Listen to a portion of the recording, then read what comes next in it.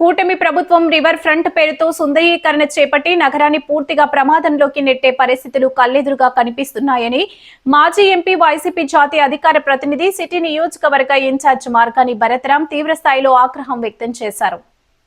గోదావరి గట్టున ఉన్న మట్టి జారిపోయి బండ్ రోడ్డు కూలిపోయేలా ఉంటే అధికారులు ప్రజాప్రతినిధులు ఏం చేస్తున్నారని నిలదీశారు. సోమవారం ఆయన వైసీపీ నాయకులతో కలిసి స్థానిక మార్కండేయ ఆలయం సమీపం నిర్మాణంలో ఉన్న రివర్ ఫ్రంట్ పనులను పరిశీలించారు. అక్కడ గోదావరి బండ్ రోడ్డు కృంగిపోకుండా ఉండేందుకు వేసిన ఇసుక బస్తాలను చూసి అధికారులు ప్రజాప్రతినిధులపై మండిపడ్డారు. ఇప్పుడు గోదావరి రెండో ప్రమాద హెచ్చరిక స్థాయిలో ఉందని, ఒకేసారి 20 నుంచి 25 లక్షల క్యూసెక్కుల వరద నీరు కూడా ధవళేశ్వరం బ్యారేజీ నుంచి కిందకు విడుదల చేసిన రోజులు కూడా ఉన్నాయన్నారు. ఇంకా వరద ఉధృతి పెరిగితే ఇక్కడ పరిస్థితి ఏమిటని నిలదీశారు. గోదావరి గట్టు రోడ్డు గుల్లగా మారి కూలిపోతే ఎదురయ్యే పరిస్థితులకు ఎవరు బాధ్యత వహిస్తారని ప్రశ్నించారు. కూటమి ప్రభుత్వ తీరు, ముఖ్యమంత్రి చంద్రబాబు పోలీసు శాఖ అక్రమ అరెస్టులపై ధ్వజమెత్తారు. ఆయన వెంట బీసీ, జేఏసీ ఉభయ రాష్ట్రాల చైర్మన్ మార్గాని నాగేశ్వరరావు, వైసీపీ సీనియర్ నాయకులు ఉన్నారు.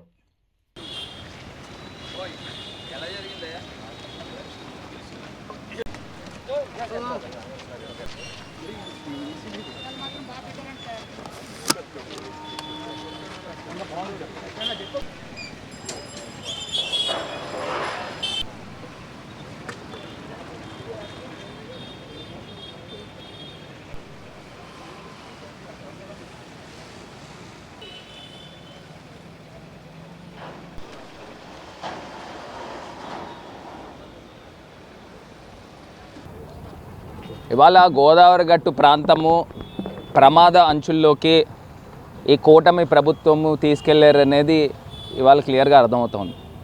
ఇవాళ అక్కడ మట్టి చూస్తే ఇటంతా మట్టి ఉంది, అక్కడ మొత్తం మట్టి జారిపోయింది, అంటే సాయిల్ ఇరోషన్ జరిగింది. సాయిల్ ఇరోషన్ జరిగిన దాని తర్వాత ఏముందండి, గోదావరి బండ్ రోడ్డు ఉంది, ఆ బండ్ రోడ్డు అంతా కూడా కిందన గొల్లైపోయింది. రెండో ప్రమాద హెచ్చరికకే మొత్తము ఈ మట్టి అండలు జారిపోయినాయి అని అంటే, ఇప్పుడు గోదావరి అనేది అన్ప్రెడిక్టబుల్. 14 లక్షల క్యూసెక్ వాటర్ ధవళేశ్వరం బరాజ్ దగ్గర వెళ్తుంటేనే ఈ ప్రమాదం జరిగింది. మనకి సర్వసాధారణంగా 20 లక్షలు 25 లక్షల క్యూసెక్ వాటర్ అనేది ప్రతి సీజన్లోనూ వెళ్తూ ఉంటుంది. ఇప్పుడు ఈ మళ్ళీ మహారాష్ట్రలో వర్షాలు పడితే ఖచ్చితంగా మళ్ళీ వాటర్ వచ్చేస్తుంది. మరి ఆ వాటర్ వచ్చినప్పుడు ఈ వాటర్ ఖచ్చితంగా ఈ మట్టి ప్రాంతాన్ని తాకుతుంది. నిజంగానే కనుక ఏదైనా జరగకూడదు జరిగితే గోదావరి గట్టు రోడ్డు పడిపోతుంది. రాజమహేంద్రవరం ఎటు ఉందండి, స్లోప్ కిందకు ఉంది, అంటే గోదావరి ఇంకా ఎత్తు మీద ఉంది, రాజమండ్రి డౌన్ మీద ఉంది. ఈ వాల్స్ కాపాడుతూ ఉన్నాయి. మీరు బ్యూటిఫికేషన్ పాయింట్ ఆఫ్ వ్యూలో రివర్ ఫ్రంట్ కడతా ఉన్నారు, కట్టండి. కాకపోతే మీరు చేయాల్సింది ఏంటనంటే ఫస్ట్ సేఫ్టీ నార్మ్స్ అనేది పాటించండి. ఇరిగేషన్ డిపార్ట్మెంట్ ఒక డిపార్ట్మెంట్ కనుసన్నల్లో ఈ కార్యక్రమం జరగాలి. మీరు ఇష్టం వచ్చినట్టు తీసుకుని వచ్చి అక్కడ ప్రొటెక్షన్ వాల్ తీసేశారు, మళ్ళీ ప్రొటెక్షన్ వాల్ కట్టి కదా మీరు ఇవన్నీ చేయాల్సింది.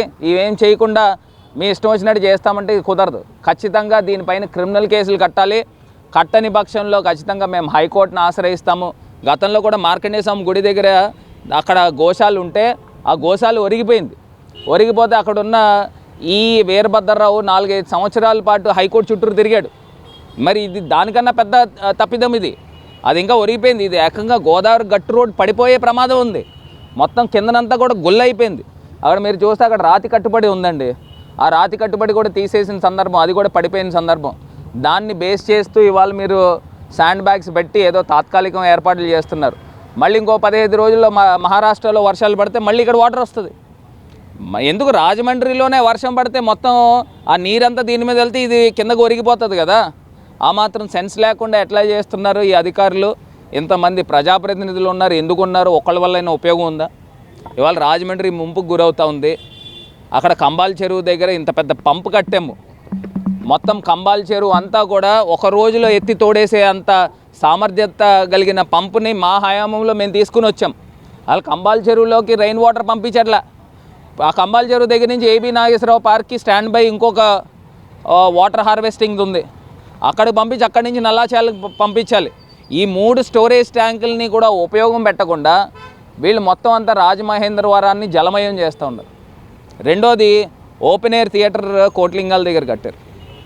కనీసం ఎవరికైనా బుర్ర ఉందండి? ఓపెన్ ఎయిర్ థియేటర్ ఎవడైనా కడతాడా? గోదావరిలో ఓపెన్ ఎయిర్ థియేటర్ కట్టడం ఏంటండి?